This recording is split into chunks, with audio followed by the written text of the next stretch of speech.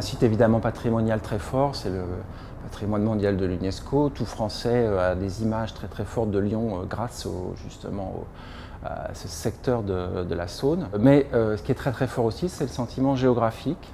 C'est pour ça qu'on l'a appelé le défilé. C'est qu'on est dans un lieu très très encaissé et on a ce sentiment d'être au fond d'une vallée et c'est aussi une sensation très forte quand on descend au bord de l'eau, de fraîcheur. Cette présence de l'eau donne tout de suite un sentiment de confort et un sentiment de nature, même si aujourd'hui la nature a été quasiment gommée, évacuée, on sent qu'elle peut revenir au galop et c'est une des caractéristiques du défilé. Le principe, évidemment, c'est la création pure d'un espace qui n'a jamais existé et très souvent au-dessus de l'eau, en suspension au-dessus de la rivière, pour établir cette continuité entre Confluence et Caluire et même Fontaine-sur-Saône. Et donc, évidemment, la recherche principale, ça a été de trouver un vocabulaire commun dans le traitement du sol qui donne du confort, dans le traitement des accès qui donne aussi de la facilité de promenade et de cheminement.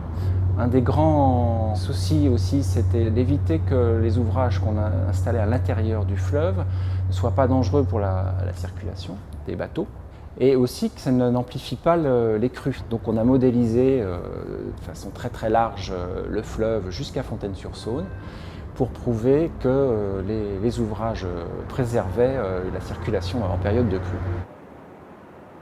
Sur le défilé, c'est avec Tadashi Kawamata qu'on a travaillé, qui a construit 3 œuvres.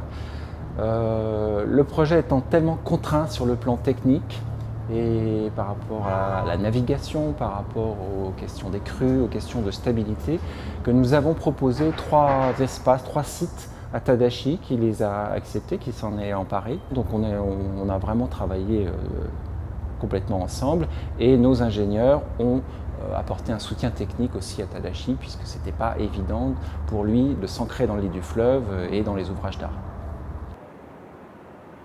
On est certain que les habitants des quartiers riverains vont s'en emparer puisqu'ils l'attendent depuis des années. Ils le pratiquaient déjà et les premières sections réalisées montrent que la réussite est là. Les habitants sont très heureux.